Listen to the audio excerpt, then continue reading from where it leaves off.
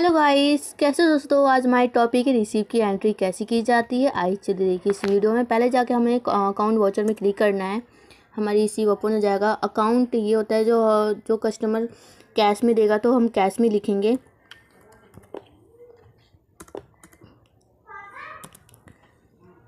जैसे कि रजनी ने दिया है, पेमेंट किया है। जैसे पहले करंट बैलेंस का 2,44,000 है और उसने अमाउंट दिया है 2,44,000। एंटर करेंगे, ऑन अकाउंट करेंगे, एंटर करेंगे।